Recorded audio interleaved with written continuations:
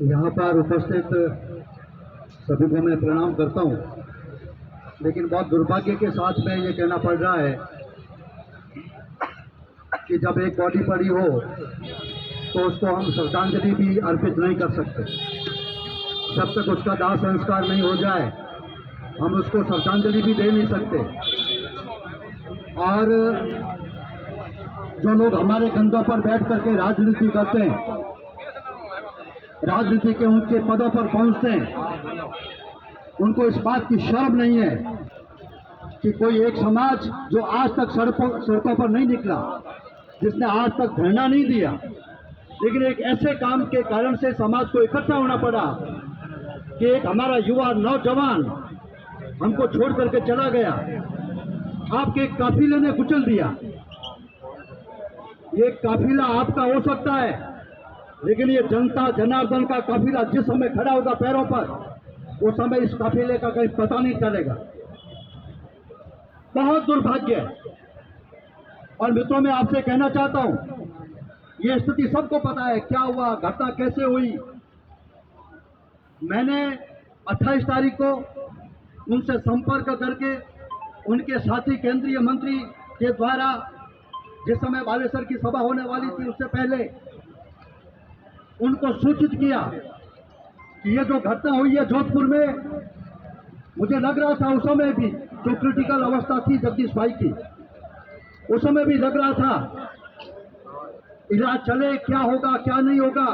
लेकिन मैंने कहा कि गजेंद्र सिंह जी, ये घटना आपके लिए भारी पड़ने वाली है,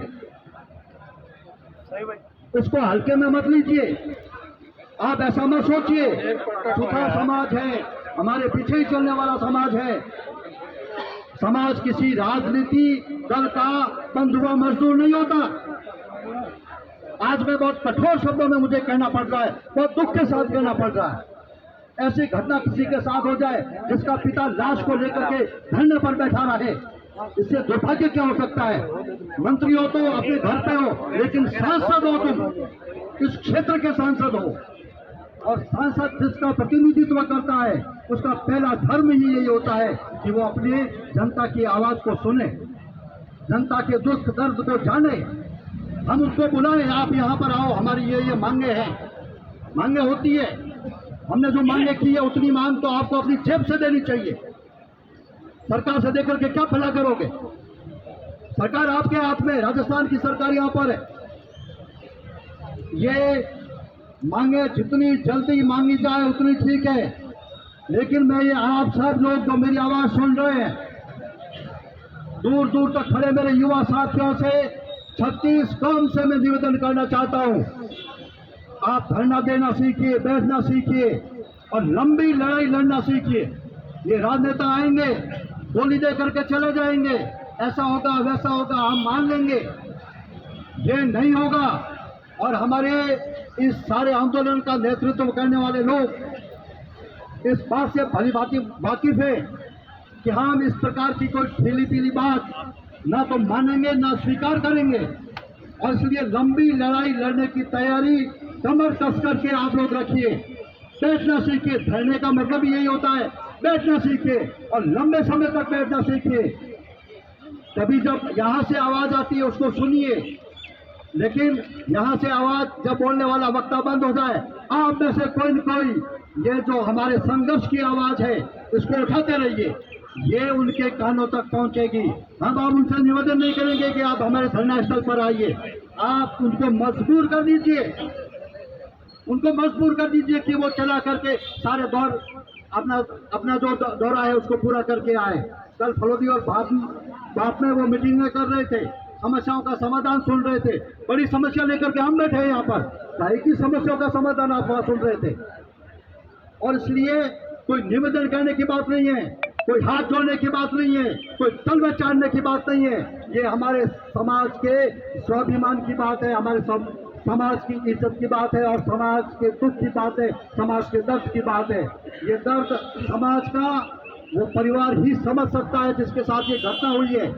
मैं आप सभी सब लोग इस मामले में इकट्ठा होना सीख गए, यहाँ आकर के आप बैठे, बाबू सिंह जी साहब बैठे, मैं आप सबको प्रणाम करता हूँ। कि जब ऐसी ऐसी घटना किसी भी समाज के साथ भगवान करे ना हो, लेकिन जब सारा समाज 36 कौम जिसको हम कहते हैं इकट्ठा होती है, उसकी ताकत होती है मित्रों, और ये ताकत अच्छे अच्छों को झुका देती है।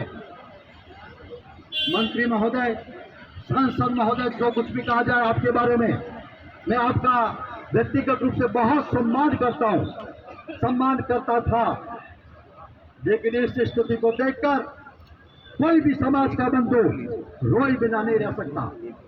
लाश को लेकर के कोई समाज यहाँ पर बैठा रहे, इस धूप में, छाव में, बरसात में, घर वाले इंतजार कर रहे हैं, जो होना था वो हो गया, ईश्वर की लीला थी, समाप्त हो गया, इतने ही दिन थे, मान लिया हमने।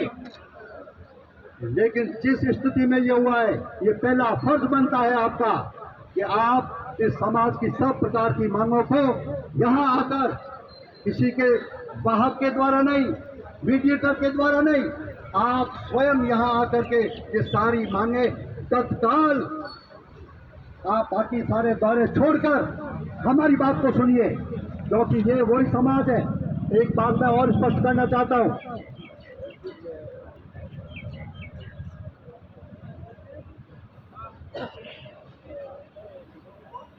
अच्छी बात है, आप सूचना दे रहे हैं कि अपने जहांगीर ब्राह्मण महासभा के प्रदेश अध्यक्ष और बाकी सब लोग 100-150 लोगों के साथ में थोड़ी देर में यहाँ पर धरना स्थल पर आने वाले हैं। अच्छा है, मैं आपसे एक बात और कहना चाहता हूँ मित्रों, मैं कभी इस प्रकार के जिस मैं संगठन से जुड़ा हुआ इस प्रकार की मर्यादा में रहता हूँ, लेकिन ये समाज का मामला है और ये सबसे ऊपर उठ करके है। समाज हमारा देवता है, समाज है तो हम है, समाज हमारा देवता है, और इसलिए मैं आपको कहना चाहता हूं कि किसी भी प्रकार के राजनीतिक प्रपंचों में हमको नहीं पड़ना है। इस जाजम पर कोई राजनीति नहीं है, इस समाज पर 36 कौमें और ये समाज है और ये परिवार है, एक ही मुद्दा है बस, और इसमें जो लोग हमारे साथ में आते हैं सबका वेलकम है, सबका स्वागत है, और जो इसमें हमारा सहयोग करते हैं उन सबका सहयोग देकर के, क्योंकि बिना सबके सहयोग से ये गाड़ी पार लगनी नहीं है। और लंबे संघर्ष के लिए भी अभी आपको कहेंगे बस शाम तक हम आपकी बात मान लेते हैं, उनका पहला काम ये होता है कि यहाँ से भीड़ छटाओ, दूसरा काम इनका होगा इनके परिवार से मिलकर के अंदरूनी वो षड्यंत्र करेंगे लोग कि कैसे न कैसे यहाँ से लाश उठा ले, ताकि फिर यहाँ भीड़ इकट्ठा करना मुश्किल हो जाएगा, बिखर जाएगा मामला। ये सब षड्यंत्र इन लोगों को आते हैं, राजनीति लोगों को आते हैं। बाबू सिंह के साथ तो इसके गवाह है, झेला है इन्होंने, ये संघर्ष झेला है इन्होंने, और इसलिए मैं अंत में ये कहना चाहता हूँ मित्रों, लंबे संघर्ष के लिए तैयार रहिए। एक बात हाथा जोड़ी करके, भीख मांग करके मांगे मनाने का अब समय चला गया है। 11 दिन पहले अगर कोई बात होती तो हम मानते, लेकिन अब स्थितियां बदल गई है, और आज ये समाज, आज ये 36 कौम के लोग हाथ बांधकर दुख के साथ में आ खड़े हैं। लेकिन हो सकता है कि कल ये सारे लोग हाथ में लठ लेकर के, किसी को डराने के लिए नहीं, लेकिन अपनी मांगों को मानने के लिए खड़े होंगे। उसके सारे जिम्मेदार प्रशासन और आप सब लोग होंगे। ये स्थितियां पैदा नहीं होनी चाहिए, हम नहीं चाहते, कदापि नहीं चाहते। हमें दुख होता है, दर्द होता है, और इसलिए मंत्री महोदय, मैं समझता हूं कि मेरी आवाज सीधी वहां उनके पास में जाने वाली है। मैं आपसे कहना चाहता हूं, मांग नहीं हक, और उसको जल्दी से जल्दी आप आकर के इस परिवार को, पीड़ित परिवार को, दुखी परिवार को सांत्वना दे दीजिए। सब 36 जो 100 गुना होते हैं वो सब माफ हो जाते हैं, लेकिन आवश्यकता इस बात की है कि अब बातों से काम नहीं चलेगा, ठोस निर्णय करने की आवश्यकता है। आप सब लोग डटे रहिए, हिम्मत मत हारिए, जो हिम्मत नहीं हारेगा उसकी विजय होगी, उसकी जय होगी, और जब जय होगी तो सच्ची श्रद्धांजलि जगदीश को होगी। नमन करता हूँ उस आत्मा को।